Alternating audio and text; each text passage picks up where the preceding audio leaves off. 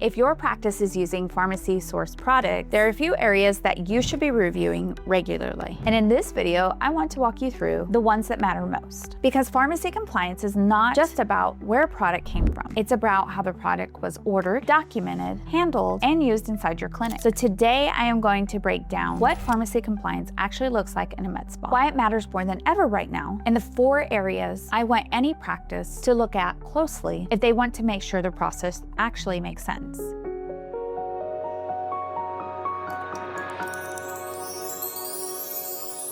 Now, before I get into it, this video is for educational purposes. It is not legal advice for your exact situation. My goal here is to help you understand the issue broadly, know what to review inside your practice, and know where you may need to get state-specific guidance from legal counsel.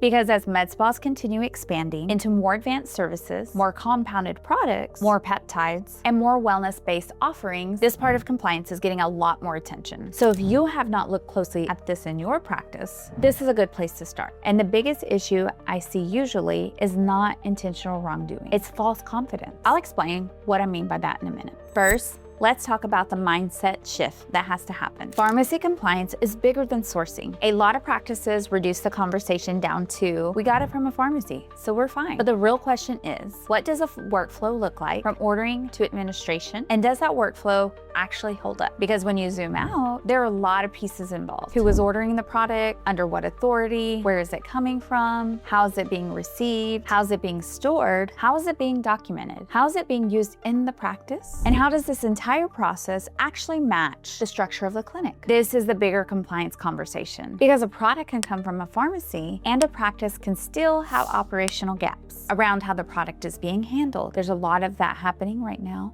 As you can see on social media, there is a big movement in the pharmacy world. And this is where people get caught off guard. Not always because they're reckless, sometimes because they're busy. We know there are a lot of moving parts when it comes to running a med spa. Sometimes because they inherited a workflow they never really fully understood or reviewed. Sometimes because they assumed that the pharmacy side was covering more than it really was. And that leads right into the second issue. The paperwork and the real life operations have to match. On paper, things may seem organized. There may be forms, protocols, documentation, and assigned roles. But when you slow the process down and really trace what is happening, things can get blurry. Again, who is making the ordering decisions? Who is signing? Who is overseeing the use of the product? Who is verifying the source? Who is responsible for making sure the products used inside the clinic matches the process the clinic says it follows? That clarity matters, because when a complaint happens, or an adverse event happens, or an inspection happens, the question is no longer, did you mean well? The question becomes, can your process hold up under scrutiny? And that is a very different standard. And that is why I tell practices that compliance is not just about having documents. It's whether your documents, your oversight, or your daily operations actually align. And if they don't align, that is where risk starts to build. Now that brings me back to what I think the biggest danger in this area is: false confidence. Most practices are not intentionally trying to do the wrong thing. Usually what happens is much quieter than that. They assume the ordering process is fine. They assume that the product source was vetted properly. They assume that the documentation is enough. They assume the clinic workflow makes sense because it has been done that way for a while. They assume because no one has raised a concern yet, there must not be a problem. And those assumptions stack. This is how practices end up with gaps they didn't even realize were there. And that is why it's important to stop asking or saying, we haven't had any problems yet, and start asking, if someone looked closely at our process tomorrow, would it make sense from beginning to end? That is the better question, because sometimes a process feels fine only because it has not yet been tested. And once tested, weak spots show up quickly. So if you're a med spa owner,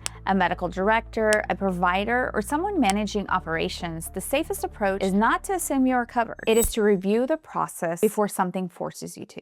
And that brings me back to the practical part of this video. If you want to do a basic internal check on your pharmacy compliance, I would start with these 4 questions. First, who is ordering the product and under what authority? Second, where is the product coming from? And has that source already been vetted appropriately? Third, how is the product being documented, stored, tracked, and handled once it enters the practice? And fourth, does the way the product's actually being used in the clinic match the process the clinic says it follows? These 4 questions alone can reveal a lot. They can show where you have clarity, they can show where you have assumptions, and they can show where your system may need work. Because again, pharmacy compliance is not just about buying a product. It's about whether the full system around that product makes sense. And that is really the takeaway I want you to leave with today. If your practice is using pharmacy source products, this is an area where slowing down and really reviewing carefully, not from a place of fear, from a place of responsibility. Because the goal is not to just have a profitable practice, it's to have an ethical one too. One with clear systems, clear oversight, and clear processes that actually make sense when someone looks closely. So if you take one thing from this video, let it be this. Pharmacy compliance is not just where the product came from. It's about whether your process holds up from start to finish. And if there's gray areas in your workflow, this is a good time to find them before someone else does. If you want help reviewing your systems and making sure your operations are aligned from a compliance standpoint, that is exactly what we help with. You can connect with us through the link below. And if this was helpful, let me know the topic you want to break down next.